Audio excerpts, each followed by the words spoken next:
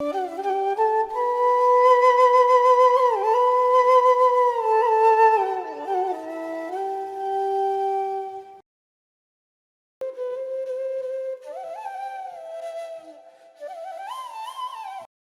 क्या हुआ जब लॉर्ड मैकॉले आए और उन्होंने सभी गुरुकुलों की शिक्षा प्रणाली को ख़त्म किया और अपनी कन्वेंट स्कूल की शिक्षा प्रणाली को आगे बढ़ाया? जी नितिन जी, मैं इस पर भी आपको थोड़ा सा पीछे ले जाता हूँ जी। कि हमारे देश पे पहला आक्रमण जो हुआ, जो बड़ा आक्रमण हुआ, वह ईस्वी पूर्व 550 अर्थात ईस्वी पूर्व लगभग 600 ईस्वी पूर्व से हमारे यहाँ आक्रमण शुरू हो गए थे। जो पहले ईरान का आक्रमण हुआ था, फिर उसमें शक, हूण, मुगल और ये इस्लाम, और फिर ईस्ट इंडिया कंपनी, और फिर ये अंग्रेज़। तो इस तरह से हमारा देश लगभग ईस्वी पूर्व 600 ईस्वी पूर्व से हमारा देश आक्रमण झेल रहा है। जी। और आप जानते हैं जब कभी आक्रमण होता है तो सबसे पहले तो धन का अपहरण होता है, फिर जब धन से उसका मन भर जाता है तो फिर वहाँ वो व्यक्तियों का अपहरण करता है, फिर उन व्यक्तियों के अपहरण के बाद वो सोचता है कि यार मेरे अनुसार चलेंगे, तो उसके अनुसार तभी चलेंगे जब उनकी शिक्षा पद्धति को बदल दिया जाएगा। तो ये कोशिशें ईस्वी पूर्व से हो रही है हमारे देश में कि जब देखिए जब मुगल आए तो उन्होंने बड़ी कोशिश की। उस समय जब देखिए वेद मंत्र जब पढ़े जाते थे तो उनके गर्दन काट दी जाती थी। जी। जहाँ वेद मंत्र होते थे, जहाँ संस्कृत के उच्चारण होते थे, वहाँ वेद मंत्र जहाँ भी सुने वहाँ उनको या तो उनको बदल दिया जाता था धर्म परिवर्तन के लिए, और या उनका वध किया जाता था।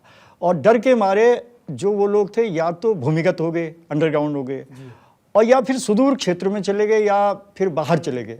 उनमें से मैं आपको कुछ उदाहरण देता हूँ। जैसे हमारे यहाँ कहा जाता है अग्निहोत्र। अग्निहोत्र कुछ एक कास्ट भी होती है।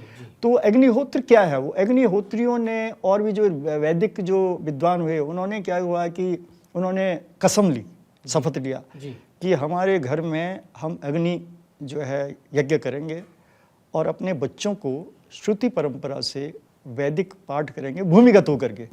यानी सामने तो दे नहीं सकते क्योंकि बाहर के आक्रांताओं ने घेर रखा भारत को। तो इस तरह से हमारी जो शिक्षा, हमारा जो वैदिक ज्ञान था, हमारी जो श्रुतियाँ, स्मृतियाँ, उपनिषद, पुराण, जितने भी हमारा ज्ञान वैज्ञान, जितना भी हमारा ज्ञान है, वो सब सुरक्षित इस तरह से इन जो हमारे ऋषि हुए, हमारे जो विद्वान हुए, हमारे जो गुरुकुलों के कुलपति लोग हुए, उन्होंने बड़े कष्ट सहते हुए, अब आपने कही अभी कि मैकाले तक, तो उसको लगभग मैकाले तक ले आए, इस तरह से गुप्त रूप से उसका श्रुति परंपरा से रक्षा करते हुए। और अब मैं आपको बताऊं, मैकाले ने खुद लिखा कि भारत में 7,32,000 गुरुकुल हैं। वो लिखता है और वो कहता है कि जब तक इनकी मान्यता बंद नहीं की जाएगी तब तक हम भारत पे पूर्ण रूप से शासन नहीं कर सकते। क्यों? क्योंकि यहाँ हर गांव में एक गुरुकुल है और वो गुरुकुल जो है वो शिक्षा ही दे रहा है कि मनुष्य बनो और अपने धर्म के लिए, अपने देश के लिए, अपनी माटी के लिए और अपने परिवार के लिए अगर आपको आत्माहुति भी देनी है तो दे दो। तो उसने क्या किया कि सबसे पहले इनकी मान्यता खत्म कर दी। और क्योंकि उसको ये लग रहा था कि भैया ये कभी भी हमको आउट कर सकते हैं और ये हमें कभी भी भगा सकते हैं, इनमें कभी भी एकता हो सकती है। तो इसलिए उसने जो गुरुकुल चल रहे थे, जिनकी मान्यता थी, जहाँ के पढ़े हुए लोग वैज्ञानिक बन रहे थे, चिकित्सक बन रहे थे, मैनेजमेंट संभाल रहे थे, तकनीक का विकास कर रहे थे, यान बना रहे थे, कृषि विज्ञान कर रहे थे, अपना ये क्या नाम है, खगोल विज्ञान कर रहे थे, गणित पढ़ रहे थे, गणित पढ़ा रहे थे, वो सारे विषय, योग करवा रहे थे, वो सारे विषयों की उसने मान्यता खत्म कर दी और कॉन्वेंट स्कूल खोल दिए।